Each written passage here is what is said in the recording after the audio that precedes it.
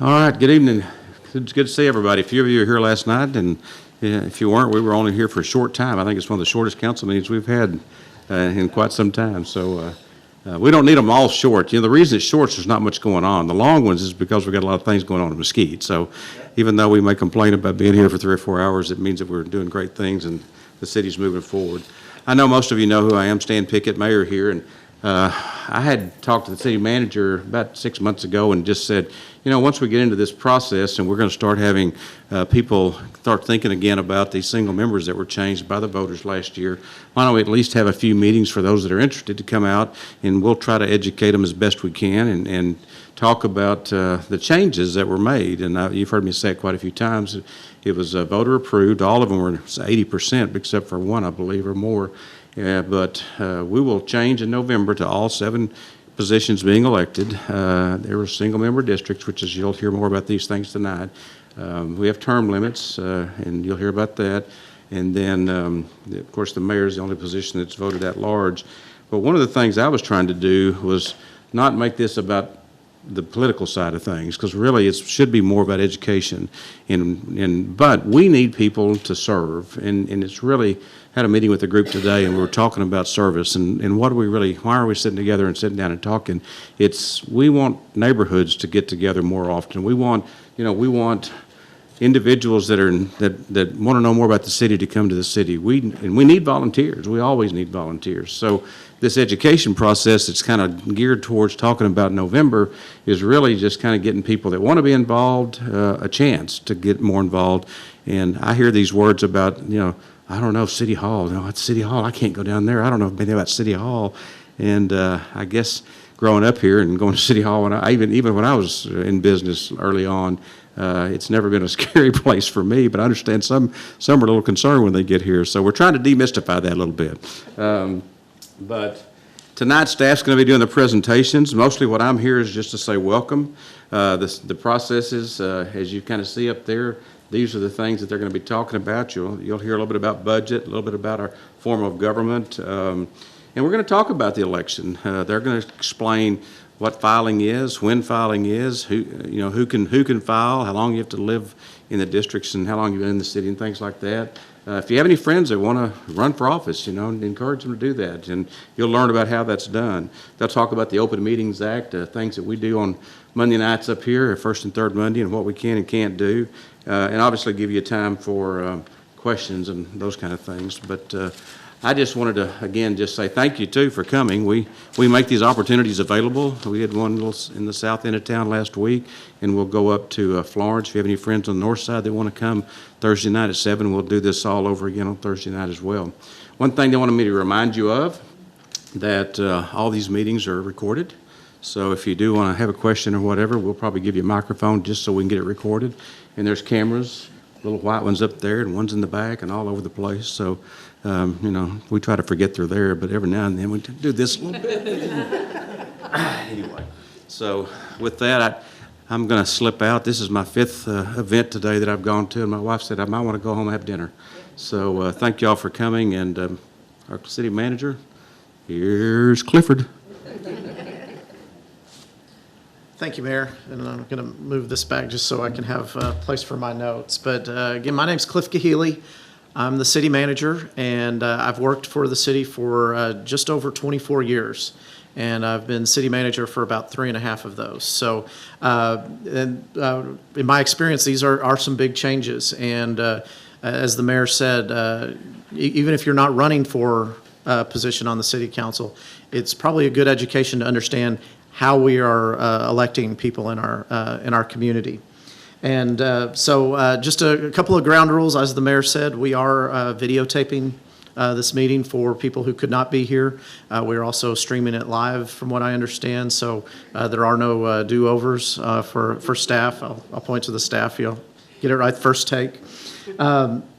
But we also posted this meeting to talk specifically about the elections and the processes that we are going through. So if there's something going on in your neighborhood and you have an issue that you'd like to share, and you thought this was the meeting to come and ask about your trash collection and all that, we're going to ask you to hold those questions till the end. Tonight is about this process. But me and my staff will be here until the last person leaves. So if you're afraid to stand up and ask the question, we're going to be here until the end to answer anything, because we really want everyone to understand what's going on and how to go about this new process. So to talk about single-member districts, in 2017, the City Council heard from a number of citizens that there was a desire for a change in the election process. Term limits, single-member districts, a lot of questions were out there. And so the council, after a few discussions, decided to bring a citizens group together. And over a period of about 6 months, a citizen group went out to all over the city and took feedback from residents. And they discussed, all different types of forms of government, types of election process, what the different term limits should be. And that citizen group got a lot of good information and took that information back to the city council. And the city council put it out there on the ballot. And last May, the citizens of Mesquite, as the mayor said, overwhelmingly voted in a lot of changes for our community. It includes the single-member districts, which you all have received maps. We've got the larger maps up here if they're hard to read, if you're not sure exactly where your street lies. We also have term limits. Council members can now only serve a maximum of 8 years. That's 4 two-year terms. And after that, if they can run for mayor, but if they choose not to, they cannot run for council again. And that's probably one of the bigger changes that we've experienced. The elections were also moved from May to November. The citizen feedback was there was always a low turnout in May elections, and the desire was to have as many people voting as possible. So we moved elections to November. And then one of the other changes was, instead of having staggered terms where in the past you voted on a few council members and then the next year you would vote on another, now all 7 council members are up for election in the odd number years. So and that's a lot. There's a lot to that. It was a pretty significant charter change, and so I don't want to skim over it, but those are pretty much the primary changes that we made. And any questions about that part before we move on to any? I want to, because we're going to kind of go into some other things about how the government works, just to make sure that you have that base understanding. So, the City of Mesquite operates under the council manager form of government, and basically by the charter, the city is run by the council. But hires a professional manager to run the day-to-day business. So you have a political leadership that's elected by the citizens, and then they hire a city manager who hires and runs the day-to-day operations. The council basically serves as the representatives of the citizens, and the city manager is over the staff. And if you compare this to the structure of a business or a corporation, the citizens are the shareholders. They own the stock, they fund the organization, and they hire the board of directors or the city council to make their policy decisions. And then the board of directors hires this chief executive officer, the city manager, to take all of those policies and move the organization forward. And just as city manager, we have about 1,200 employees. 234 of those carry guns.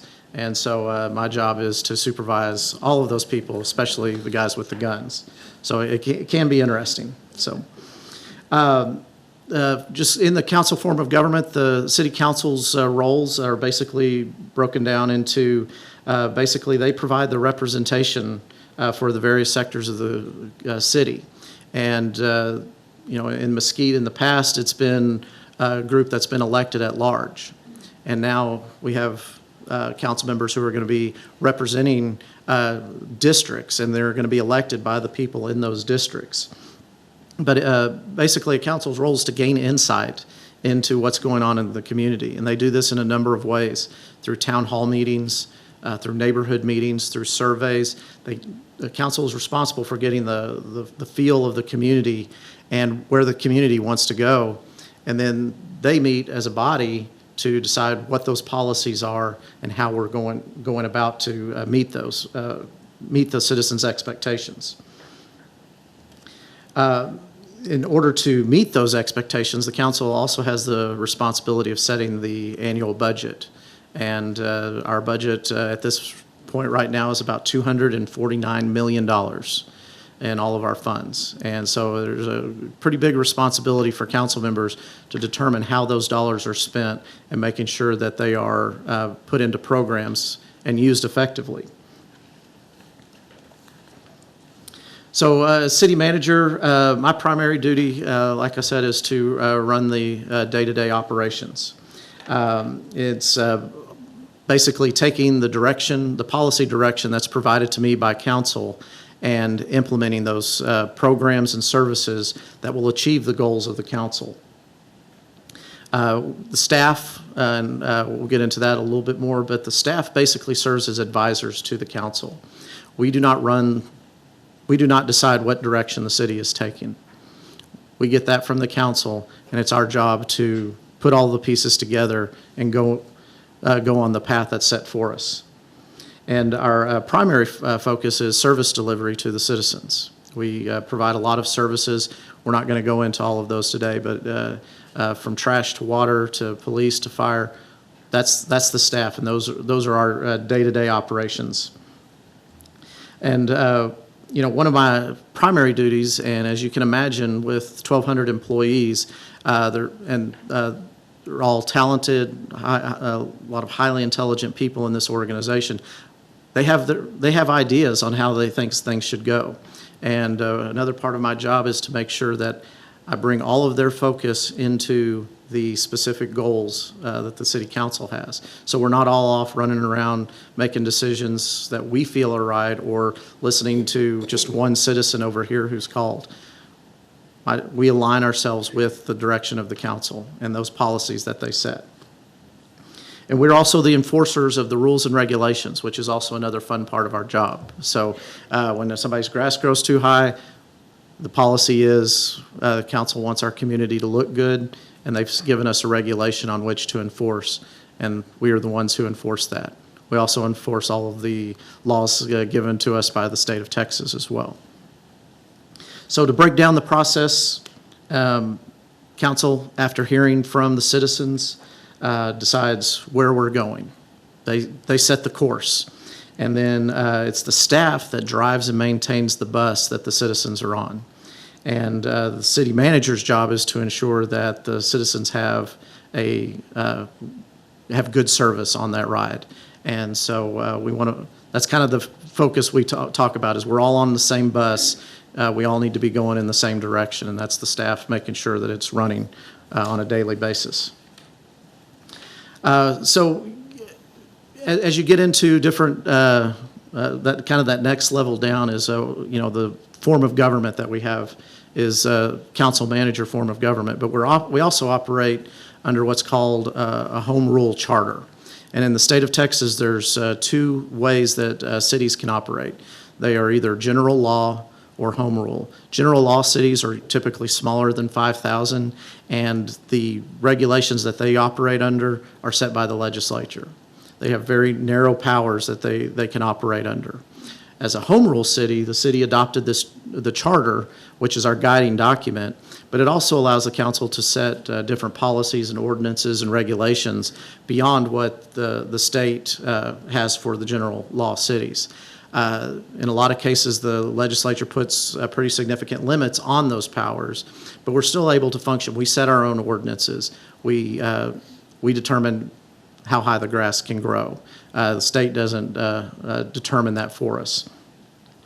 It's a lot more freedom and a lot more flexibility, but you'll also see it provides the cities to be unique. If you look around Mesquite, Plano, Garland, Dallas, we're all home rule cities, but we all have a different look and feel. The citizens decide what the community wants to be and what that look and feel is. and then the council puts those policies in order. And that's how a home rule city operates. That's why we're not Garland, we're not Dallas, we're Mesquite. So the city council hires four positions. They hire the city attorney and the city secretary, who you will hear from in just a few minutes. They also hire the municipal court judge. But some people don't realize that the city also hires an independent auditor on a yearly basis. They make sure that the money that the city staff is using to run the city is spent in the most effective manner and according to general accounting rules and regulations and, of course, law.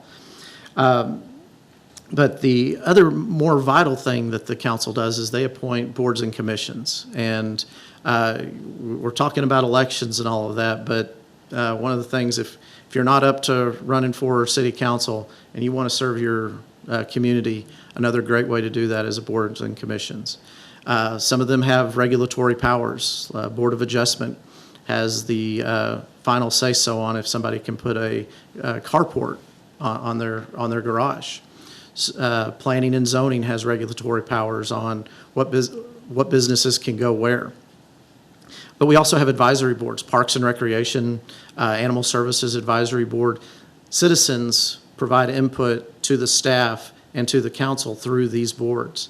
And if you can imagine all of the different aspects of the city and having to do all of those in 26 meetings throughout the year, it can be a substantial task. So that's why we rely on these boards and commissions. And there's a variety of interests from historic Mesquite to keep Mesquite beautiful. There's a number of boards and commissions. So as you leave here tonight, one of those things that we want to put in your head is there's a way to serve your community, and it's through those boards and commissions. And finally, just to kind of give you a little bit more of a peek behind the curtain on how we operate as the government. This is the staff that operates the city.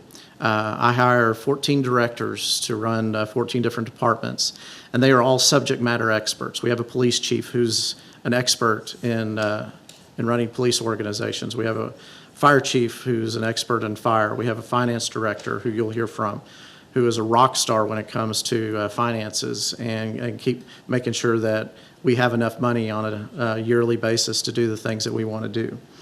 And I do this through three assistants. I have a deputy city manager and 2 assistants.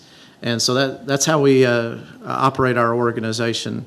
As you can imagine, it'd be difficult for one person to supervise all 1,200 employees at one time. So we break it up into this format. So, and with that, that concludes my portion of the presentation. Does anybody have any questions about how the city runs, what the city manager does or doesn't do? So, what? Yes, ma'am. I have a question on the terms of for the city council. Just a second. We're going to get you a microphone since we're on camera.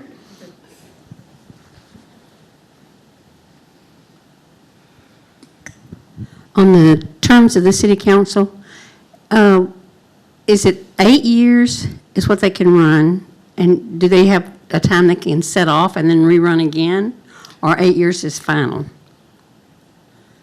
It is, you get 8 years. They have to sit out one term. Oh, you can sit out, I'm sorry. Yeah. Yeah, you sit off and then, thanks for clarifying that. Yeah. So you can sit off. Sit out 2 years. 2 year, one Yeah. term, and then you can come back on. Anyone else? All right. Well, I'm going to turn it over to Sonia Land, who is our city secretary, and she's going to talk to you a little bit about the process to become an elected official. Hello, I'm Sonia Land. I'm the city secretary. And when you get ready to file for office, I'm the one you'll see for that. Who can file for office? You have to be a U.S. citizen, and some of these are state laws and some of them are charter requirements. You have to be 18 years or older, which is a state law. You have to be a qualified voter of Mesquite at the time of filing the petition. You have to reside in Mesquite at least 1 year prior to the election. And On the districts, every district other than mayor, you have to live in the district not less than 120 days prior to the election. And you must have been determined by final judgment of a court exercising probate jurisdiction to be totally mentally incapacitated or partially mentally incapacitated without the right to vote. That's a state law. And must have not been finally convicted of a felony from which the person is not being pardoned or otherwise released from resulting disabilities. All of this is on the application when you file for office, so whenever you come to file for office, you have to take the oath that all of this is correct. Some of these, we'll get to this in a minute. How do I file for office? The forms to file for office, we have a couple that we have in our office, and most of the forms are on the Secretary of State's website or the Texas Ethics Commission. You have to complete an application for a place on the ballot, which is the form I was telling you about that has all the requirements, and you're stating that they're true and correct. You have to present a petition with at least 25 signatures, and they have to be from the district in which you're running. If you're running for mayor, they can be anyone in the city of Mesquite. We've had petitions before where they've took it to church and had their friends from church sign it, but their friends don't live in Mesquite, and they're not registered in Mesquite, so that doesn't count. They have to live in Mesquite, and they have to be registered in Mesquite. And now they have to be registered in the district where you're running. It's my suggestion to get more than 25 signatures, just in case, because some people think they're registered to vote, they're not. And I check all of these whenever you bring in the petition, because I don't want to have to call you and tell you your petition's insufficient.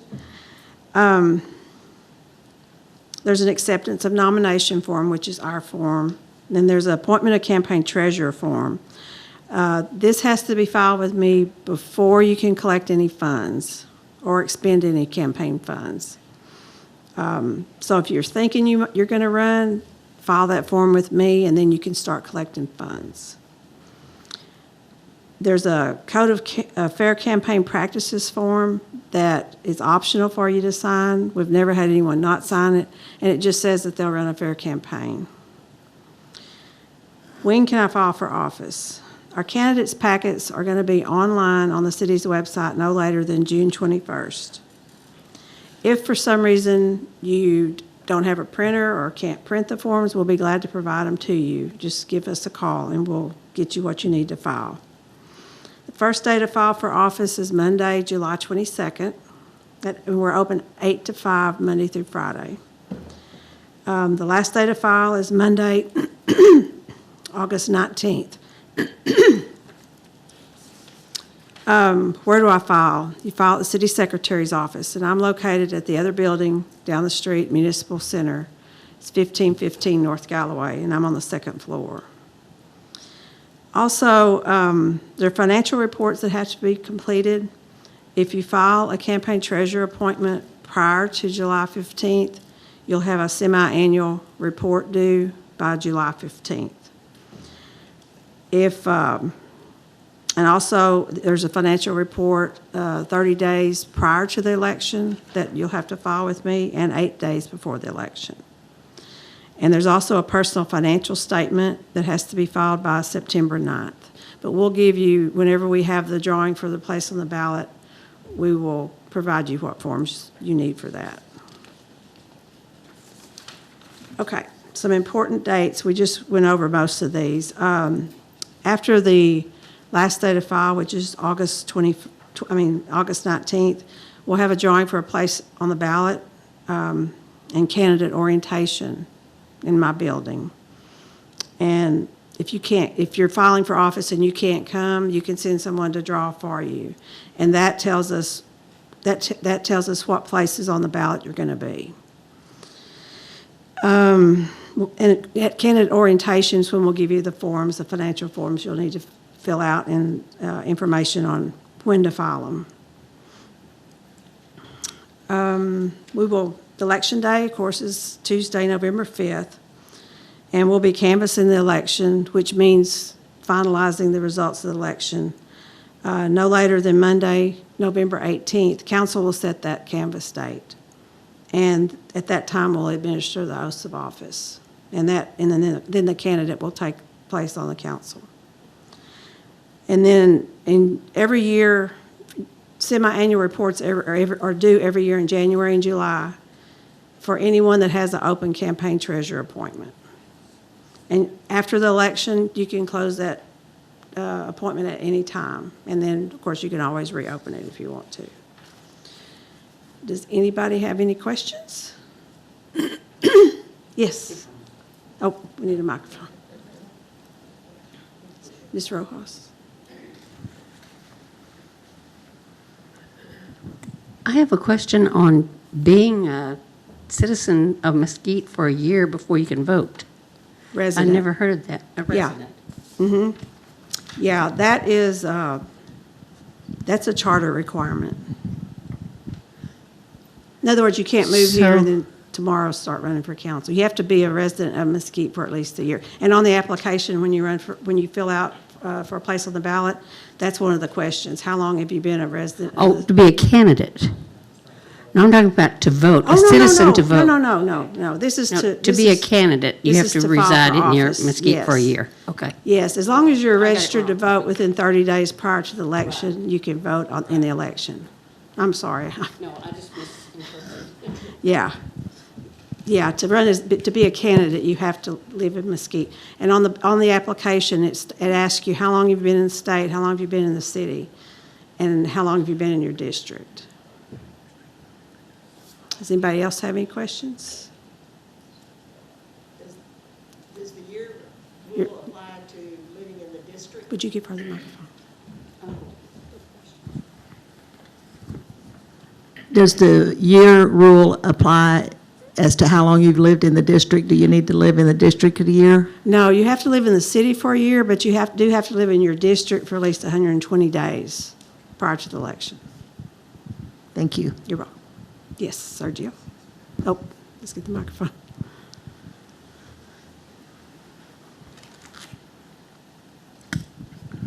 From what date are you counting? If you live and you have 120, or you have to be a year, but you have to be in the district, but we have new districts. Right. Are we counting from the old district? No, it'd have to be the new district. From the new districts, or you're, So in other words, if you've lived in the same house for 3 years, you'll be at the district for 120 days. okay. So as long as you're in Mesquite, let's say you were living in one district and then last week you moved to another district. Well, yeah, you have a 120-day Yeah. requirement for a candidacy, Right. so, Does that make sense? yeah, it makes sense to me. I'm just asking, when you're counting, you're counting now. Well, So you're Yes, starting before- 120 days with before- the new district lines. 120 days prior to the election. That's what I thought, but I'm asking anyway. Yeah. This is Thank you very much. This is a new thing for us, so, I'm just trying to be more precise on it. yeah. Thank you. You're welcome. Does anyone else have any questions? If you have any questions, just give me a call. I'm in the city secretary's office, and I'll be glad to help you with anything you need. Thank you. Now I'd like to introduce Debbie Mole, the Director of Finance. Okay, good evening. Thank you all for coming out tonight. So I'm here to talk about Budget 101, as Cliff mentioned. So one of the major decisions or major responsibilities, as Cliff mentioned, of a city council person is adopting the city's annual budget. And when you think about that, you as citizens, you spend your hard-earned dollars, or you give your hard-earned dollars in property taxes and sales tax, and you pay users fees within the city of Mesquite, and you expect return for your investment in the form of city services. So when a person runs for council and they're going to be a part of that annual decision to spend your hard-earned dollars, that's a huge responsibility, wouldn't you agree? So it's a big task.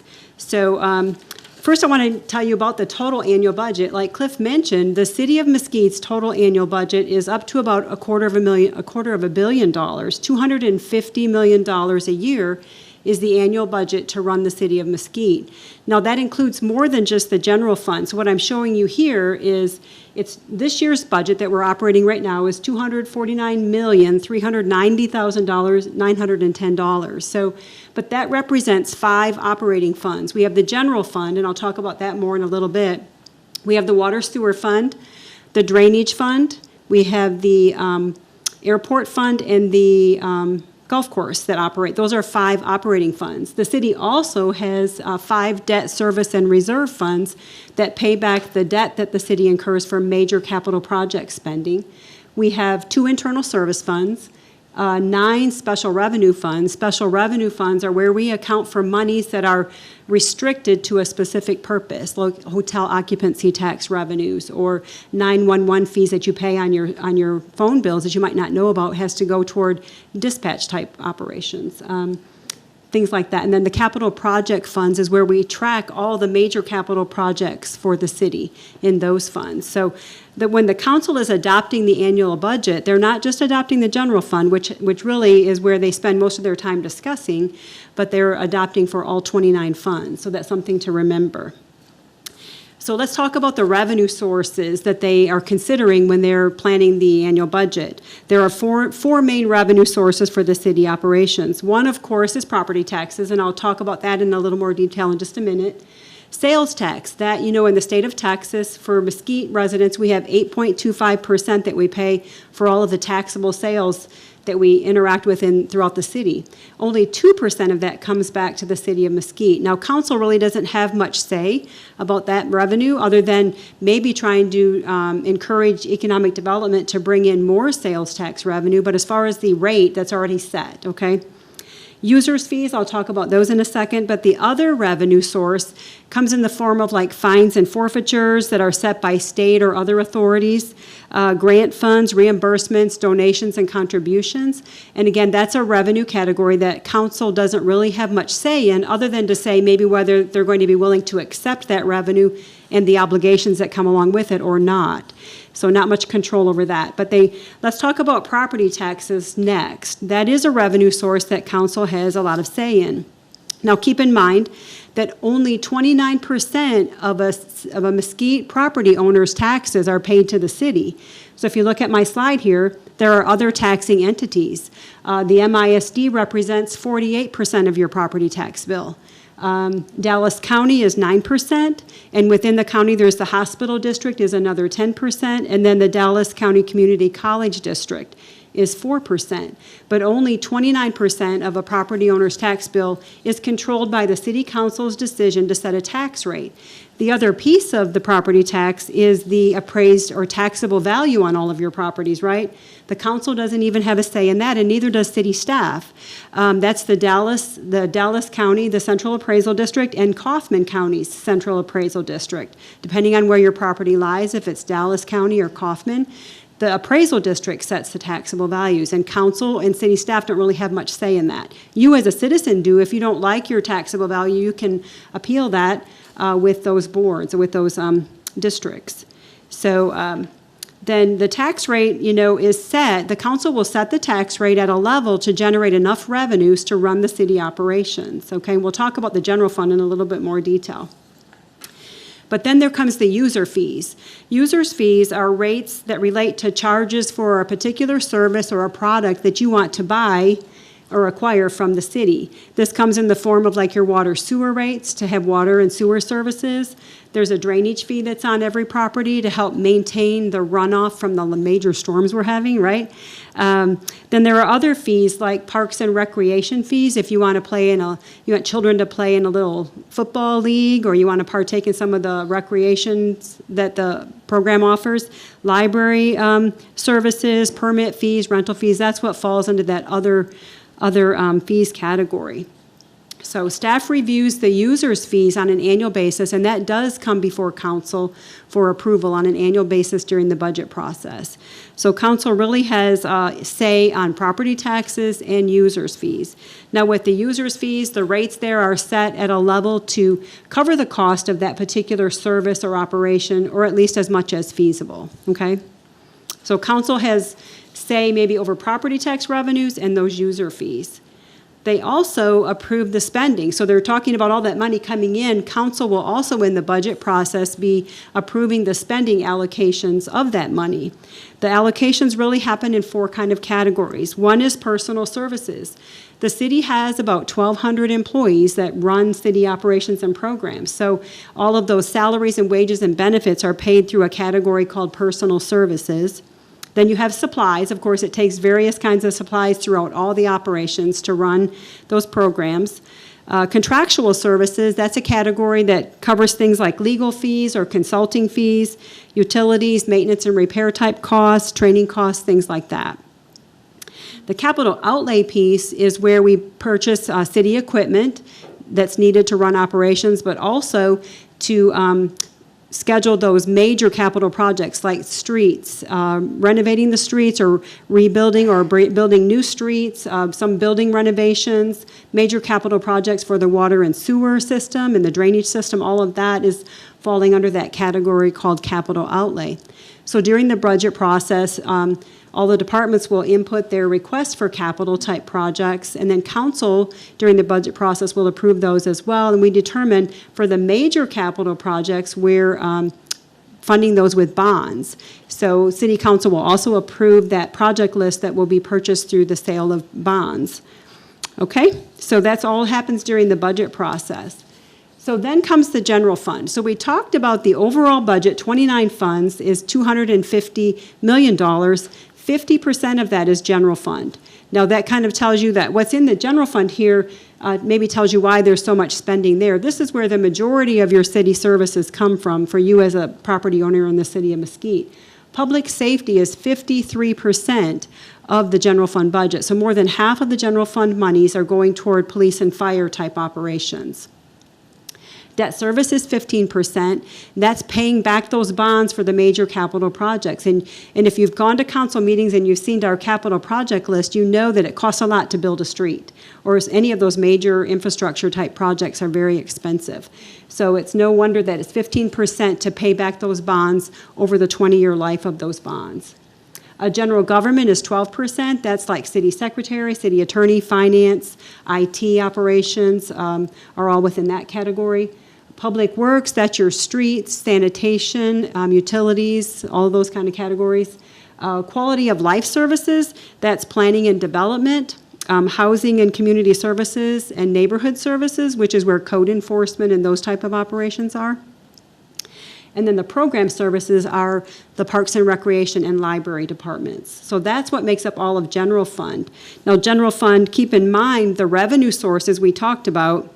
45% of the general fund is funded by property tax revenues. Another 27% is by the sales tax that is received into the city. So 72% of all those general fund operations are funded by 2 revenue sources, property tax and sales tax. And then there's some other revenues that will come in to make up the difference. So that is your general fund operations. So again, when city council is working through the budget process, they're making all of those decisions to approve all those budgets for all 29 funds. So this slide here shows you the process that the council will go through on an annual basis.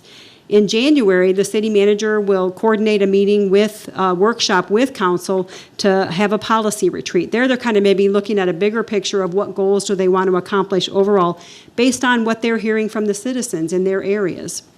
And then in March, they'll make that broad look a little bit narrower to what are going to be the goals for the upcoming budget year. And that kind of sets the stage when staff starts to prepare budget requests for the next fiscal year. The city manager kind of guides us and gives us direction as to what is council wanting, because what are the people wanting, and that guides us into our process for requesting budget monies for the next year. Then in July, the city manager will present a proposed budget to the city council, and through July and August, the council will review the budget input from the departments and go through several work sessions to discuss whatever their questions are and what staff wants to present to them. The council will also hold public hearings so that the citizens of Mesquite can come in and ask questions, give input about the budget as well, and that happens in July, August, and September. Then when comes August, our fiscal year, mind you, is October 1 through September 30th. So in August, council has to set a tax rate, and then in September, that tax rate is officially adopted. They will also approve any adjustments to the fees, rates and fees that we talked about, and then they'll also approve the overall budget at that time, so that we're ready to then operate for the next budget year, starting October 1. So that's the overall budget process. It's almost a full year to go through that process.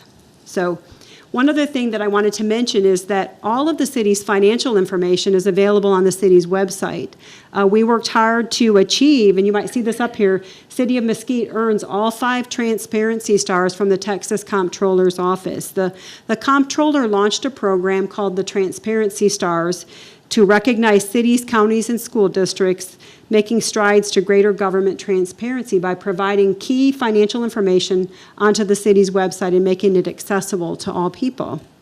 The 5 categories are like traditional finances, contracts and procurement, economic development, debt, and public pensions. And they've given guidelines of what kind of information they felt is valuable to citizens of those communities. Along with the 5 categories, you can see here, I'm showing you up in the right corner, that's the city's landing page when you go onto the city's website. And what I have highlighted in yellow there, it says government transparency. You click on that and it takes you to the page that's in the left lower corner. And that's the transparency the landing page for all the transparency that the city offers. We have our checkbook out there. We have our budget out there. We have where it says financial transparency, that's where you click to get to these 5 categories of information. So we try to make it as visible as possible so that the City of Mesquite citizens know how we're spending your money. And the checkbook truly is, if you click on that, you can see every vendor that is paid. You can see the amount and the date that it was paid. So it's kind of good information for citizens of Mesquite. So with that, I would answer any questions that you might have about the budget or finances. Nobody ever has questions for me. I'm going to stage it. You know what? I think next time I'm going to stage it. I'm going to give 5 people questions, and they'll think, wow, these people really want to know about finance and budget.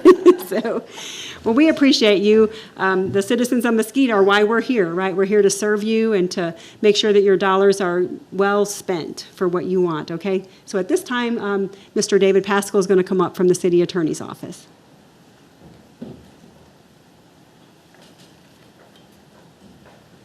Good evening, everyone. I'm David Pascal. I'm the city attorney here in Mesquite. Just started full-time with the city this past January, so I'm really pleased to be a part of the staff and pleased to have an opportunity to serve the city and you as citizens.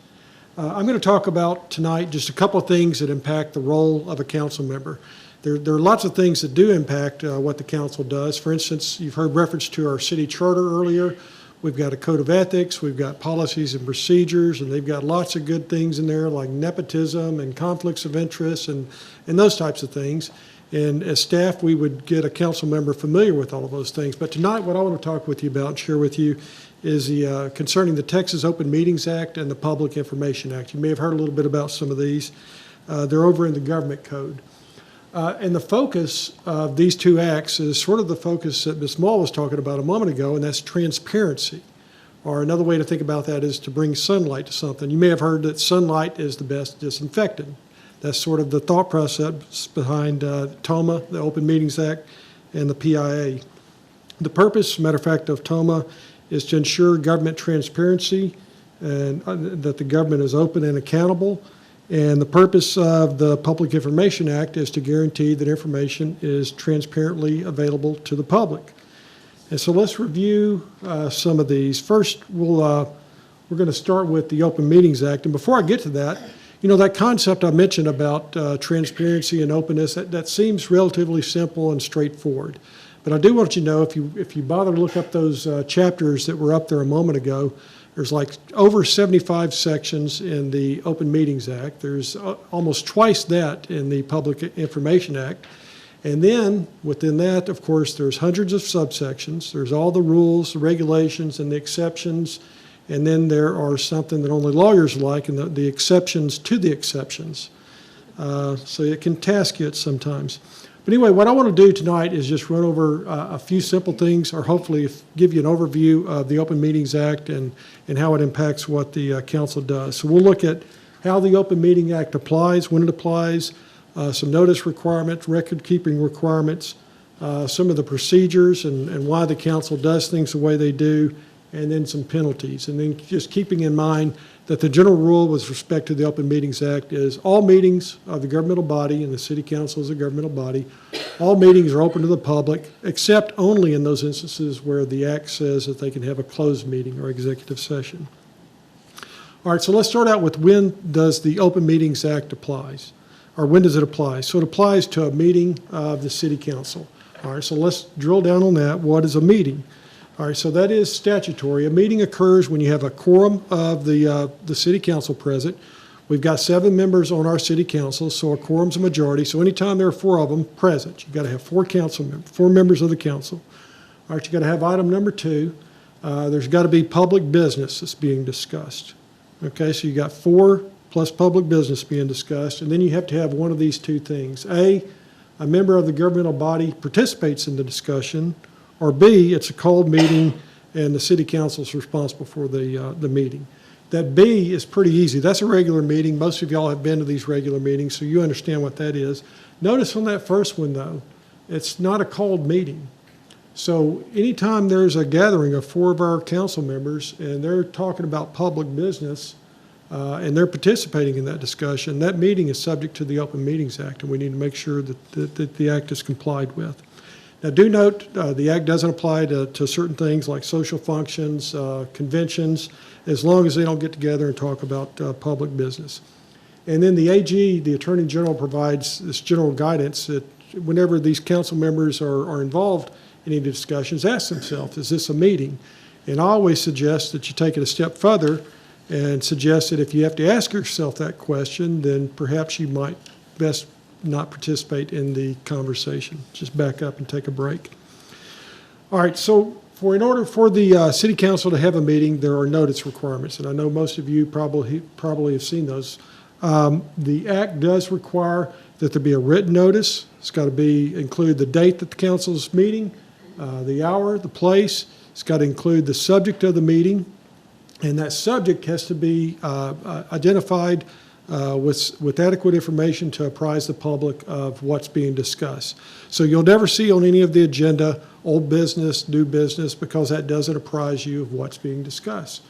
And these notices are also posted. I don't know if you noticed when you came in the building tonight, there's a bulletin board right outside the entryway.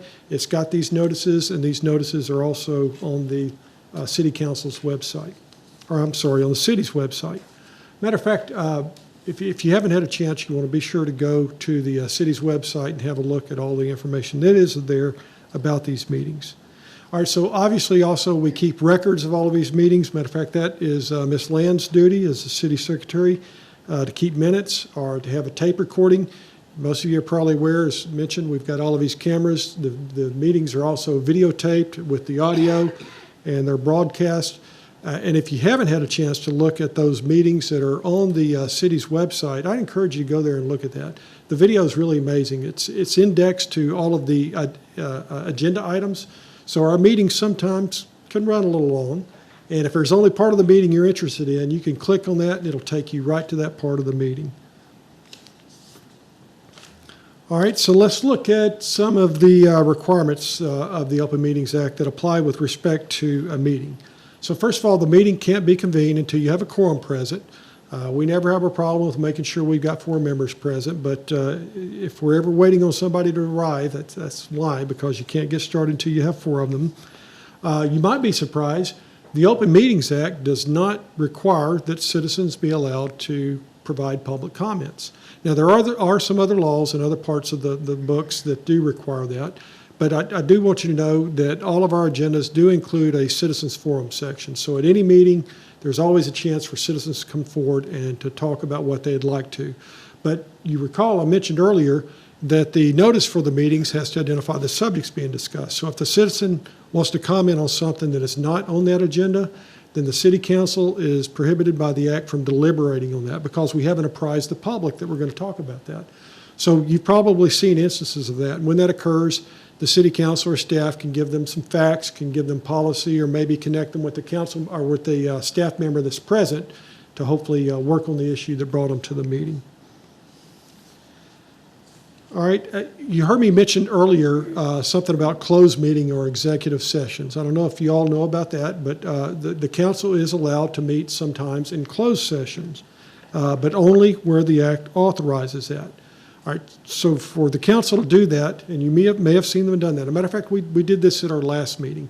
There's a routine that goes through. First of all, you got to have the quorum present. Before you can do anything, you got to have the quorum present. They all convene in public. So you have to do that before you do a closed meeting. They have to announce that they're going to meet in executive session. Usually the mayor will do this. He'll identify the section of the Open Meetings Act that permits the closed meeting, and then they'll get up and go to the closed meeting. So if you noticed that at our last meeting or any other meetings, why are they gathering here just to get up and leave? Well, it's because that's what the Open Meetings Act requires. Some of the subjects that are most commonly discussed in closed meetings are real property deliberations to talk about the purchase, exchange, lease, or sale of real property. Personnel matters can be discussed in closed meetings where you talk about evaluating employees or disciplining them. Economic development is another, where you're talking about private financial information of a business or incentives to a business. You can discuss that back there. And of course, my favorite, the consultation with the attorney to seek legal advice or to talk about pending litigation or settlement offers. All right, I do want you to know the Open Meetings Act is it does have some penalties that goes with it. So it's not just aspirational. It's the law. We're required to follow it, and we always exceed that. But there are penalties for violating it. For instance, if a civil penalty for violating the act is that the act can be undone. It's void. So if there's a contract that was entered into in a meeting that doesn't comply with the act, that contract can be avoided. There are some criminal penalties also. There can be a fine up to $500 and 6 months in jail. And I did want to cover this one oddity. It's called a walking quorum. So if council members knowingly try to circumvent the act by talking about public business in less than a quorum, and I'll use an example. I won't name the city. I can't remember the city, but I believe it was out in West Texas. What happened was one of the staff members and the mayor, they holed up in an office, and one by one, a council member would come in, talk, leave. Another would come in, talk, leave. Well, they ended up, eventually they ended up with a quorum talking about public business. They just all weren't present at the same time. Well, that's called a walking quorum, and that's knowingly trying to circumvent the Open Meetings Act. And if you do that, there could be a criminal penalty for that. I do want you to know, some of you may have seen, if you follow dirty stuff like we lawyers do, the Texas Court of Appeals did find this criminal penalty in that walking quorum provision void for vagueness. But not to worry, our Texas legislature on top of that. There's bills down in Austin that are working its way to the governor's desk, so I know they'll get that fixed this session. All right, let's move on to the Public Information Act, and we'll sort of run through the same routine. When does it apply? What are some of the procedures? Under this act, the Attorney General has a major role, and then we'll talk about some of the penalties quickly. And the general rule is sort of the same as the Open Meetings Act. With respect to public information, everything is assumed public. Everybody's assumed anybody is entitled to it, except only where the act says that the city can or should withhold the information. All right, so what does the Public Information Act apply to? So it applies to essentially any information, anything that's nonverbal. It applies to the transaction of official business that's reduced to some sort of data or written form. And of course, it applies to the city. So let's drill down on exactly what some of this information is. As I mentioned, it applies to every form of information, essentially anything that's nonverbal, including text messages and emails. And it applies to information wherever it may be located. So it's not just whatever is in the city secretary's office. It's not just whatever is in City Hall. It could be over in the police department, any of the city buildings. And it also could be on any personal device. So if somebody is conducting, well, we had a presidential candidate, you might recall, who was doing some of that. If public business is being conducted on a personal device, a request can be made for that information. All right, so what are some of the procedures that the Public Information Act requires? we talked a little bit about our website. Before I drill into these, I do want you to know a lot of the information that is most commonly requested is available on the city's website. That's because of the transparency objective that the council and the city has. They want to make this information readily available to you. And also, it kind of cuts down on some of the requests. If we can push that information out to you and you don't have to ask for it, then that makes it easier for you, makes it easier for everybody else. But if you can't find what you want, or it's just not on the website, you can bring the Public Information Act into process by providing a written request. It's got to be in writing, so it can't be verbal, although if you do call down to City Hall, we always do try to make sure everybody gets good customer service and get you what you want. But in order for this process to be implicated, it's got to be in writing, and it's got to be for information that is currently in existence. So the city is not required to create any documentation if you ask for it, if it's not available. Not required to answer any questions, although again, customer service, we try to provide whatever information we can. We don't have to do any legal research, but we do have to make a good faith effort to provide what you've asked for. All right, so let's assume there's been a request, the Public Information Act is in play. What does the governmental body or the city council do in this instance? So the city council, or the city is required to promptly provide the information that's been requested, and promptly is generally within 10 business days. Now, if it's a lot of information or it's hard to get tracked down, the city can request for additional time to do that. And the city also can charge reasonable fees for copying and collecting that information. All right, I mentioned the Attorney General earlier. So how does the Attorney General get involved in this? So if there's a request for information that is accepted under the Public Information Act, the city's not required to produce it.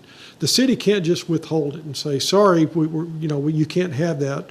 The city has to request the Attorney General for an opinion that that information can be requested or can be withheld. So let's look at that process, what that looks like. Now, I'm not going to go through all the detail of that process, but what I do want you to tell, and this is just a highlight of what's required, what I do want you to know is there are deadlines for the city asking for that opinion. There are deadlines for the Attorney General responding to that request, and there's requirements that the requester be kept informed of what's going on in that process. And at the end of that process, the Attorney General will then issue an opinion and say, shoot this information out, or city, no, you shouldn't provide certain information. All right, now let's look at some of the enforcement and penalties. So if somebody felt the city was not doing what it should do with respect to a request that's been made, the requester or the Attorney General can file a lawsuit against the city, and the city can be ordered to produce that information if indeed the city has acted wrongfully. And of course, a complaint can be filed with the Attorney General's office. Now, if the AG issues an opinion that the city disagrees with, the city does have a remedy, but it's got what the remedy is the city has to go to Austin, file a lawsuit against the AG in Travis County, and that's got to be done within 30 days of the AG's ruling. And finally, a few more enforcement and penalties. As with the Open Meetings Act, there are also some criminal penalties for violating the act. For instance, refusing to provide information, and this applies to staff as well. Refusing to provide information or destroying information, there's a penalty of up to 6 months in jail and a $1,000 fine. And it's also official misconduct, so a person can be removed from office for that. And then somebody that's misusing confidential information, or I'm sorry, I misspoke. It was destroying or altering information, up to 3 months in jail and a $4,000 penalty or fine. So I've kind of rushed through this and given you what I hope is just a high-level overview, so maybe you have a better understanding of some of the things we deal with, maybe some of the reasons the council acts the way it does. I hope I haven't scared you. I've talked a little bit about the sunlight this brings. I hope this hasn't caused a cloud of concern for any of you. One of the roles of staff is to help make sure our council members not only meet what the law requires, but exceed those requirements, and training is available for everybody, and we take that job seriously. But I'd be happy to answer any questions anyone has. You want to wait for that microphone, Ms. Dunn? I'm not sure how to ask this. I know that they have a certain number of days to answer the question for the PIA. how long, how far back can they go to get this information? Do you have to keep it 5 years, 7 years, 10 years? No, it's a fair question, and what I would do on a specific, if you asked for a particular document and said, how many years do you have that for? I'd go over to Ms. Land's office. She's the expert in that area, but let me address that. So there is a retention requirements for cities to keep documents for a certain number of years. It depends on what type of documents they are. When a request comes in, you can ask for, from the beginning of time to the time of your request, you can ask for the last 6 months, whatever time frame you ask.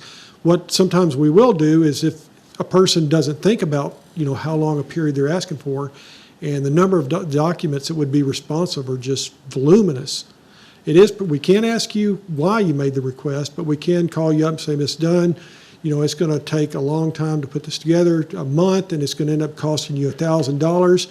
Would you like to limit your request to the last year? And that's at your option. So that's how we handle those things. Thank you very much. All right, any others? All right, thank y'all. Oh, and Cliff Healy, our city manager. Thank you, David. Just to, since we were here in the council chambers, we thought we would add a little bit of further information. So I know we had a couple of you who were here at our meeting last week at Recreation Center. So here in the council chambers, we wanted to give you a little bit more behind the scenes and how the meetings operate. And so just to, council meetings can last, as the mayor said, 5-6 hours. We're not going to go step by step. We don't have that sort of time, or I don't think any of y'all will stay that long. I'm seeing some people who've been through long council meetings. No. So, but basically we break up the council meeting into different segments, and each of them have a different use. We typically start off our meetings with a pre-meeting.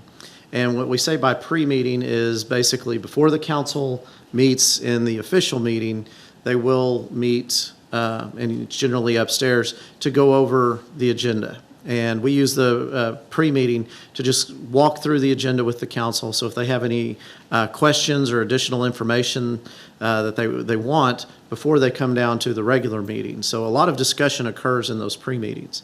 We also use that time to brief the council on a variety of topics. If we have a program that we're about to introduce, or a report back on something that the council's implemented, we use that time to put those briefings into place.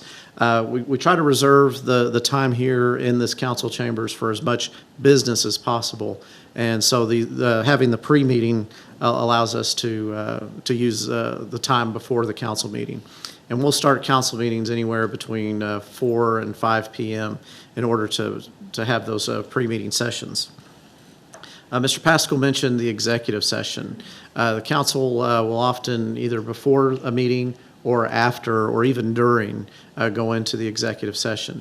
And there is a conference room, and anybody who's interested, if you want to see that far behind the curtain, we do have a conference rooms back here, and this way the council can remove themselves from public view, meet in a conference room and discuss those issues, as Mr. Pascal mentioned.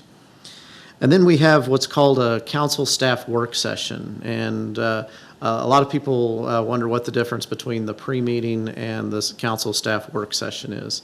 Basically, we use these for more formal reports that we want to present to the council at the dais, and have a staff member appear at this table and present to the council. Financial reports are typically what we do. We just did that last night.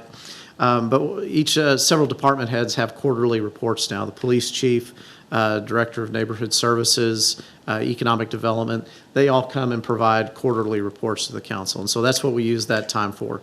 Council can interact, but we do it right before the council meeting, so people who want to come a little bit earlier, don't want to stay for the entire pre-meeting, can come 30 minutes to an hour early and hear those presentations. The regular meeting, and how many people here have been to a city council meeting? I see some, okay. So we've got a couple of people who have not been to council meetings. Basically, we run through a very similar format. We always start with an invocation, and we invite pastors from the Mesquite Ministerial Alliance They provide us a list, and they volunteer to appear and do the invocation for us. Then we do a Pledge of Allegiance, and this is an opportunity for us to recognize different groups, Boy Scouts, soccer teams, even last night we had members of our Public Works Department. We're celebrating Public Works Month this week, and so the Public Works people came down and did the pledge. And those are kind of pretty much standards that, you have the invocation, you have the pledge. It provides a formality to the meeting and kind of sets a general tone for the business at hand. The council will then do some special announcements. They'll announce different events going on in the community. If a council member is hosting a neighborhood meeting or a get-to-know-your council meeting, that's the time where we reserve to try to educate and inform the public about what's going on. Then we'll have the Citizens Forum, and this is the opportunity, and I think somewhere along the way we learned that that's not required. It's not one of those things that cities have to provide on their council meetings. It's not in our charter, but our council has, for many years, given the opportunity for citizens to come and speak and address matters. A lot of people feel that this is the only time that they can communicate with council members. We're in an age with cell phones, emails, all that. Council's very accessible. But people still come and feel that this is the only time that they can really be heard by the council. And we provide that opportunity. It's limited to 3 minutes. We've had several mayors. I've worked for 3 mayors that have never held anybody to the 3 minutes. We've never shut down the microphone. We try to encourage them to stay at 3 minutes. But any opportunity, they can speak on anything except legal or personal matters. A majority of the time, if somebody's trash was missed or they're having a problem with an animal in their neighborhood, council will generally refer them to the staff members at hand, because we really want to make sure that we address those concerns as quickly as possible. So that's why council will appoint. Because it's not on the agenda, the council cannot respond and we can't get into a discussion. But a staff member in the back of the room or out in the hallway can usually get to a solution fairly quickly. And then after that, it gets kind of routine. We have what's called a consent agenda. And the consent agenda is just routine items. We have a lot of contracts. We have a lot of purchases. And so instead of going through those one by one, we group those all together. And we call that the consent agenda. So the council consents that all of these items are routine business and they can vote on them as a whole.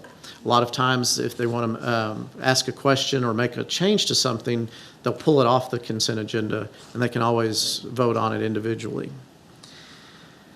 We also have public hearings. Generally, the public hearings relate to planning and zoning matters, but there are also different types of districts that we form through our tax increment finance zones or public improvement districts, that any type of formation or changes to those, we allow the public to provide input. And so if typically with planning and zoning, residents will get a notice that there's a new building or a new business that wants to locate, and they've asked to change the zoning. And so that notice goes out. People can sign the paper, send it back in. But if they really object or really want to support something, we provide that opportunity to really provide feedback. And sometimes it's just one person. Sometimes we've had 50 or 60 people at those public hearings. It just depends on the issue and just and what's going on. But again, it's the opportunity for council to hear from citizens. They may have talked to some citizens about an issue, but they may not have heard all of the various issues. And so that's what the benefit of a public hearing is. Then we do appointments to boards and commissions, and I'll again make that plug. If you're interested in serving, not as a city elected official, but in some other manner, we appoint those positions at this council meeting. And so the council, we have a personal data form. It's available through the city secretary's office and through their website. And it's just some general information, and the council determines if that person is qualified or would make a good representative on that board, and then the council appoints it officially. Again, it provides it's not just asking somebody to serve, it's officially appointing and provides a little bit more stature to that appointment. And, those of you who've served on a board, it is a prestigious thing to do in our community because you are representing your fellow citizens. And then generally we have just what's called other business. If there's a resolution or something that give me an example, Sonia, on the other business stuff.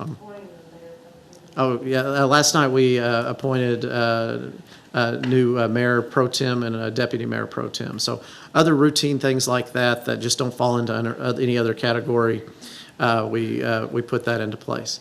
It's for 1-year terms. I saw some heads turning over there. We appoint the mayor pro tem and the deputy mayor pro tem for 1-year terms.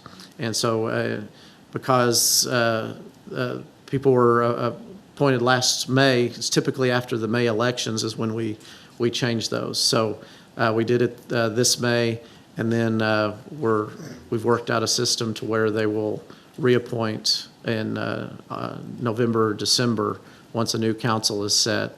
So we'll get on a new routine. So Tandy Burrows is the new mayor pro tem, and Robert Miklos is the deputy mayor pro tem. Everybody takes turns in a civilized manner up here. So, and that's council meetings just in a general format. It's all posted on an agenda, and we post the agendas the Friday before. We have a 3-week process on agendas, so we have our own internal deadlines. And so the Friday before the meeting, 72 hours, you have everything that the council's going to discuss. And so it gives citizens an opportunity. These days, we post all of our packets, so you get to see all of the same materials that the council sees prior to the meeting. All of those things are at your fingertips on the website. And those of you who are not technologically able, City Secretary's office will provide you with any documentation on an agenda item on the Monday before. And so once it's made public. So, yes, ma'am. How do you get a subject on the consent agenda? On the consent agenda, it's because it's a routine item. Those are things that the city staff puts on. So, but if a citizen has an issue that they want to discuss and have a general discussion, it is basically a request of the city secretary to have an item placed on there. Council members can also place items. If there's a resolution about an issue that they feel is important, they want the council to make a stand or a statement about something, council members can ask for those items to be placed on the agenda, and then it would be fill in on a number of these areas. So, yes, ma'am. Cindy Meyer, I work at the police department. I wish I could say that I intentionally came to this meeting and I had it all planned out like you guys probably did. I actually just saw Stan Pickett as I was walking out, and I was like, where are you going? I'm really glad I came. This was super informative. I loved all of the information, a lot of stuff I did not know. I have a question. I'm making a plan to run for District 5. What concerns would I have as an employee? And there were some other employees that were talking about maybe doing it. What kind of concerns? That is something that we probably have to discuss with legal. I don't want to make a legal determination on employees, but city employees cannot serve by policy, correct? I'm looking at David. My understanding is I can run, but You can run, but have to quit. once you're elected, before you take office, Is there a certain number of days before, or do you know? You can look. Okay. Yeah, okay. So I could basically work up until the day of, and then when I win, and yes. okay. Okay, I was just checking. Thank you so much. I believe that's what history And has really, y'all did a taught us, great so. job. I really enjoyed all of it. It was really good information. Thank you. And, not endorsing any candidates or anything, but we have had former employees serve on the city council, and it does provide a unique perspective. But what makes city councils effective is the varying experiences that the council members have. If you look at our current council now, you have a school teacher, you have 2 attorneys with different types of practices, you have a small business owner, you have a pastor, you have realtors, you have 2 small business owners. So it's that kind of interaction and that kind of expertise coming together as a group. Everybody brings their certain perspective and based on their conversations with the community. And that's how councils work, and that's one of those things that, you know, as a city manager, I'm a professional, but it makes, you know, makes democracy fun. It's the process, and we really enjoy that part. So are there any other questions? We're happy to answer any more, but we do want to respect everybody's time. So like I said, we're here till after, until that last person leaves. But again, I really want to thank you for being here and for your interest. And we look forward to seeing several of you on boards and commissions real soon, hint, hint, and at all of our future meetings. So again, thank you for being here tonight.